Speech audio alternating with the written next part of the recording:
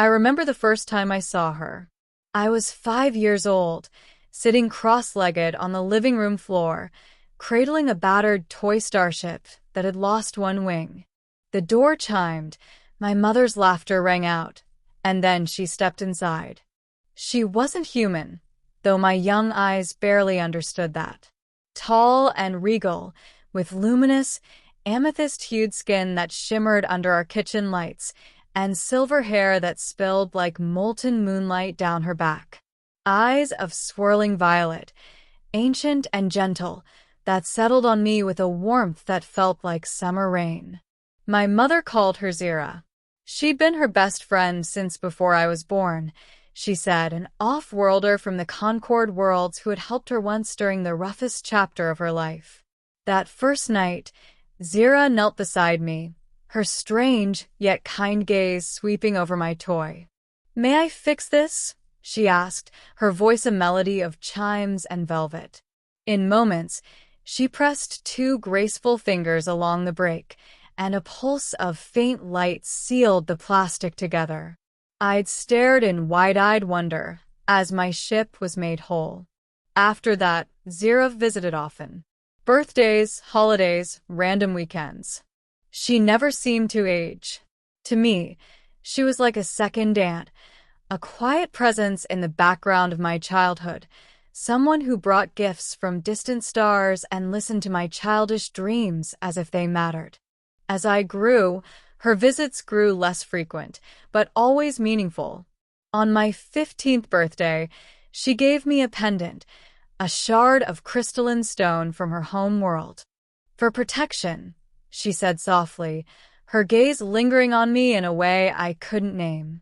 At 17, she pulled me aside, asking if I felt strange, if I'd noticed anything different about myself. I laughed, thinking she meant teenage hormones, and she smiled, hiding something behind her ancient eyes. Then came the summer after my 21st birthday. It was late. I'd come home from college, dragging my suitcase into the hallway, expecting my mother's embrace. Instead, it was Zhera who waited, standing alone by the kitchen doorway. She hadn't changed at all. Same flawless violet skin, same silver waterfall of hair. But there was something new in her gaze, an intensity, almost a hunger carefully veiled by centuries of restraint. "Where's Mom?" I asked, nervous under her stare. "She's away for the weekend," Zhera replied, her voice soft but carrying an unspoken weight. "She asked me to welcome you home." I tried to shrug off the flutter in my chest, but something about the way she stood so still, her eyes fixed on me, rooted me in place. "I need to talk to you, Sam," she said, stepping closer.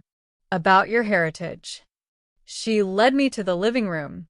The lights dimmed as if responding to her will. She gestured for me to sit, then sat opposite, her posture regal, but her gaze vulnerable. "I've known you since you were a child," she began, her voice trembling for the first time I could remember. "But I must confess, my connection to you is deeper than you know." I frowned. "Deeper?" She nodded. "Your mother and I shared more than friendship. Long ago, I asked her for something precious, something only humans could give." My heart thudded. "What do you mean?" Zhera hesitated. Then, with deliberate grace, she extended her hand toward me. "Sam, you are not entirely human. You carry a seed of my kind within you." The words struck me silent. The world blurred at the edges. She explained, her people had been dying out, their numbers dwindling. Centuries ago, they discovered that breeding with compatible species could save them. My mother, desperate to help the friend who had once saved her life, agreed. I had been born from that pact. My mind spun. Questions crashed over me. Who was I, really? What did she mean by breed? Zhera rose, crossing to me. Her presence seemed to fill the room, her scent a delicate mix of alien blossoms and night air. "I waited," she whispered, brushing her cool fingers against my cheek, for you to grow, to choose freely. Now you are of age. I swallowed, heat rising to my face. To do what? To join with me, she breathed, her voice trembling. Not out of duty, but because you might wish it. You are the last hope of my lineage, Sam. And I have loved you since the day you toddled into my arms with that broken toy starship. Her confession struck deep. My childhood memories reframed themselves. The way she had looked at me, the gentle care in her gifts, the way her eyes softened whenever I spoke. I stood, heart pounding. Part of me recoiled.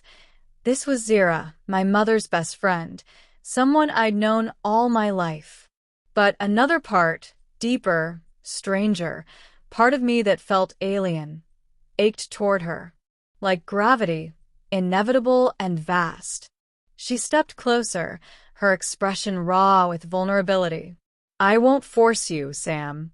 But know this, my people are dying. And you are my chosen. My breath caught. And what about love? Is this just survival? Tears shimmered in her violet eyes. I have lived centuries, watched lovers age and die. But you are the only one who made me wish for something more than eternity. I want you not because of duty, but because you are you. In that moment, something shifted. Memories of her kindness, her silent presence through every milestone of my life, the way she had guarded me, healed me, watched over me. It all coalesced into a truth I couldn't deny. I wanted her too. Tentatively, I reached for her hand. Her fingers intertwined with mine, their coolness sending a shiver up my arm. What happens now? I asked, voice low. Her smile was trembling but luminous. Now, she whispered, we begin. The days that followed were surreal. She shared ancient rites of her people, songs in a language older than human history, glowing sigils that danced across her skin, stories of her ancestors among the stars. We spoke for hours, shedding years of silence. She confessed her fears, her loneliness. I shared my confusion, my longing. Slowly, love grew. Not the sudden fire of passion alone, but the steady warmth of trust, respect, and shared hope. And yes, passion too. Burning bright in stolen kisses and gentle touches, my human desire entwining with something older, deeper. At night, we lay beneath the skylight, watching the stars whirl overhead. She taught me the constellations of her home world, her voice soft against my ear. I realized that she wasn't asking me to sacrifice my humanity. She was offering to share her eternity. You were always meant to walk between worlds, she murmured, tracing a glowing symbol over my heart. To be more than either of us alone. In her eyes, I didn't see an alien, or my mother's old friend. I saw my partner, my equal, my chosen. In the end, it was an obligation that drew me to her. It was love. A love that had waited patiently through my childhood, that had watched me grow, and had dared to hope. As dawn broke, Zhera pressed her forehead to mine, her voice a promise whispered across the centuries. Together, we will save my people. But more than that, Sam, together, we will build something new. A future that belongs to us both. And as I held her close, I knew, whatever blood ran in my veins, human or alien, I was ready. Ready to love. Ready to begin. Ready to stand at her side and shape tomorrow.